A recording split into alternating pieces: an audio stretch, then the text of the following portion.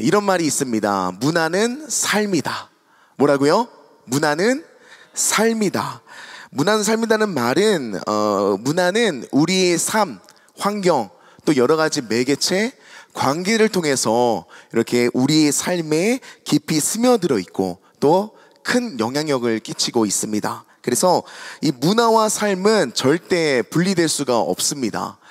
이 문화를 또 기독교 관점으로 보면요, 문화는 하나님의 창조 안에서 주어진 것이다. 그래서 하나님이 만드신 창조 속에서 우리가 살아가듯이 우리는 그 문화 속에서 또 살아가면서 동시에 문화를 통해 하나님을 예배하고 또 세상을 섬기면서 이웃을 사랑하는 삶을 살아가게 됩니다. 오늘 본문은 다윗의 시입니다. 성경책을 보시면요, 좋은 성경책을 보시면은 그 시편 133편 위에 제목 같은 그런 기록된 문구가 있는데요. 보이실까요, 혹시? 네, 앞에 띄워주시네요. 함께 읽어보도록 하겠습니다. 시작. 다윗의 시, 곧 성전에 올라가는 노래. 자, 시편 133편은 다윗이 성전에 올라가는 상황에 있습니다. 그러면서 1절 말씀을 이렇게 이야기하죠. 함께 읽어보도록 하겠습니다. 시작. 보라, 형제가 연합하여 동거함이 어찌 그리 선하고 아름다운고. 아멘. 자, 성전을 올라가는 다윗은 무엇을 바라보고 있나? 자, 보라, 바로 형제들을 바라보고 있습니다. 이 형제들은 이스라엘의 영적 공동체를 의미하고 있고, 죄송합니다. 요즘에 너무 사도행전을 저희가 열심히 하고 있기 때문에 저도 모르게 사도 바울이 튀어나왔는데, 이 다윗은 그 영적 공동체를 바라보고 있다는 사실이죠. 그 영적 공동체 형제들이 어떻게 합니까? 성전에 올라가고 있는 상황입니다. 왜 올라갈까요? 그것은 이스라엘 백성들이 성전을 꼭 올라가야만 때가 있고 이유가 있기 때문입니다. 무엇이냐면 바로 절기 때입니다. 절기 때. 이 이스라엘 백성들은 꼭 절기만 되면은 함께 모여서 성전에 올라갔어야만 됐습니다.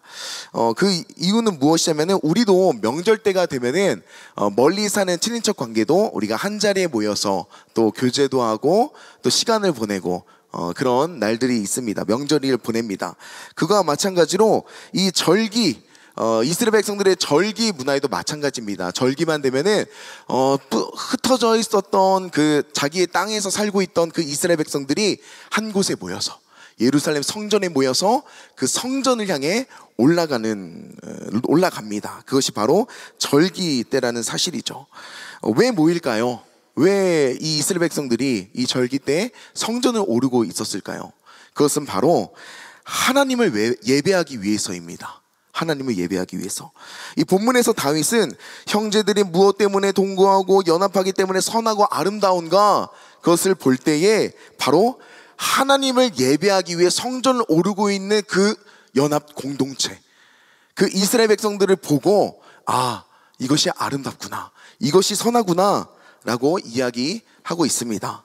우리도 매 주일마다 예배를 드립니다. 사실 우리가 매 주일마다 예배를 드리지만 이 한 번의 예배를 드리기 위해서는 그것이 준비되는 과정이 쉽지가 않습니다.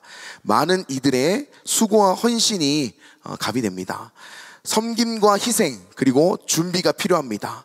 찬양팀도 준비해야 되죠. 또 성가대 팀도 준비해야 되죠. 안내, 그리고 행정기획, 차량 봉사, 그리고 방송팀, 음향팀, 여러 가지 한 번의 예배를 위해서 여러 가지가 잘 조화롭게 준비가 되어야 됩니다. 그래서 혼자서는 할 수 없습니다. 바로 연합이 필요합니다. 연합이 필요하죠. 자, 그런데 정말 중요한 것은 이렇게 연합하고 하나 되는 목적이 무엇이냐? 바로 하나님께 영광을 돌리기 위해서입니다. 하나님의 영광을 위해서라는 사실이죠. 사랑하는 성도님들, 우리의 삶의 목적, 우리가 살아가는 이유, 그것이 무엇입니까? 그것은 바로 하나님의 영광을 위해 우리는 살아가야 됩니다. 웨스트민스터 소요리 문답 제 첫 번째 1문답은 이렇습니다.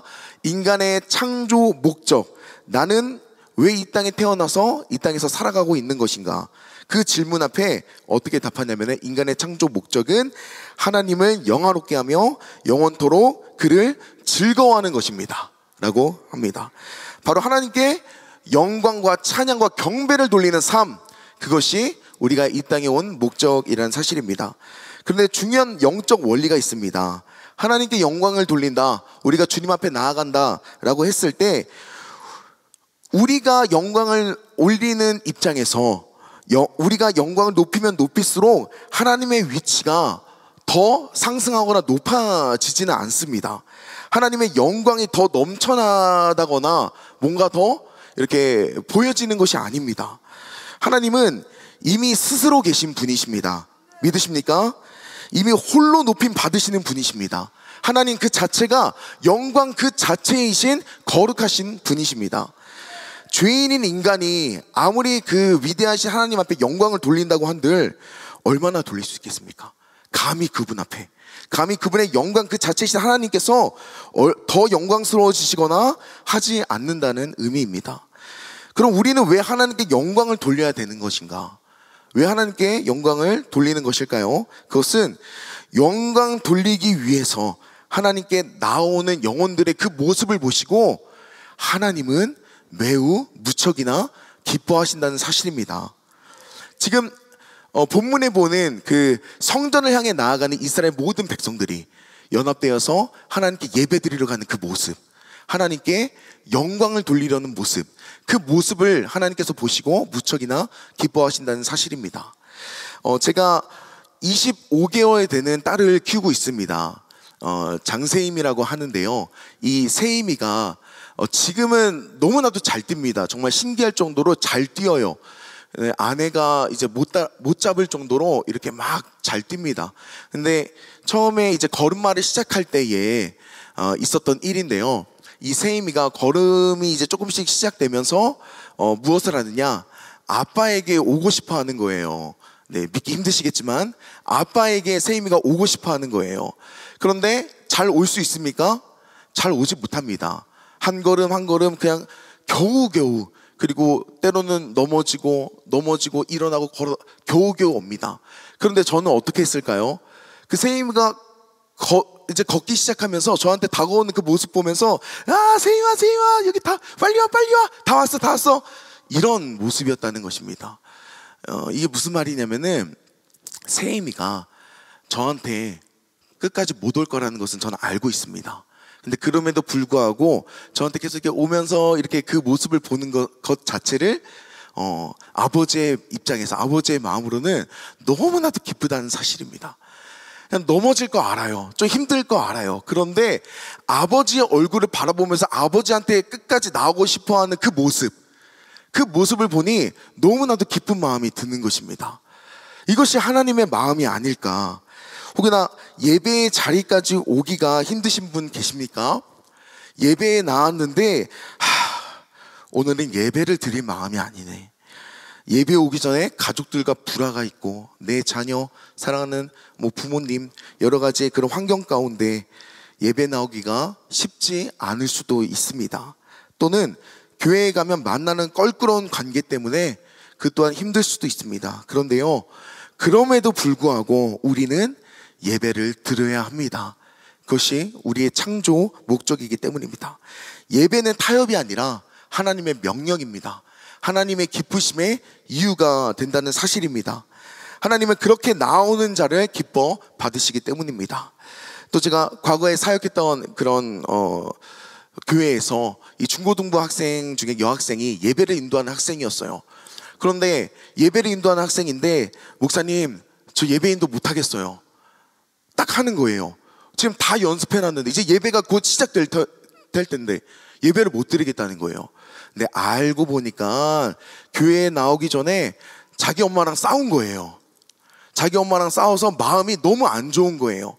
근데 중요한 건 뭐냐면은 그 엄마가 중고등부의 교사신 거예요.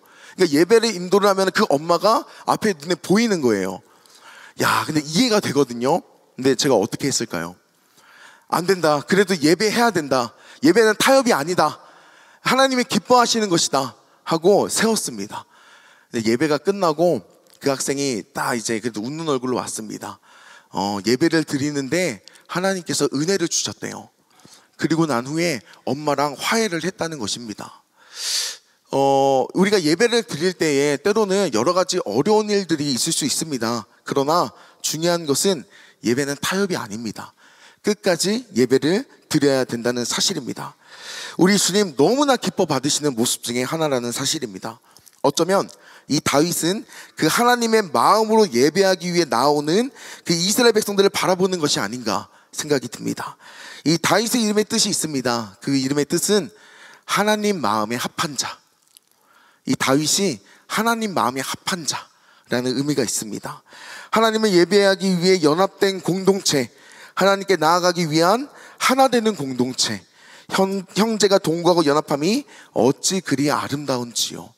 이 마음이 우리 하나님의 마음인 줄 믿습니다. 하나님을 위해, 하나님의 영광을 위해 연합되어서 나아가는 이 모습이 하나님께서 기뻐하시는 모습인 줄 믿습니다. 조금 힘들더라도 예배는 사명이다 생각하시고 나아가시는 우리 귀한 성도님 되시기를 소망합니다.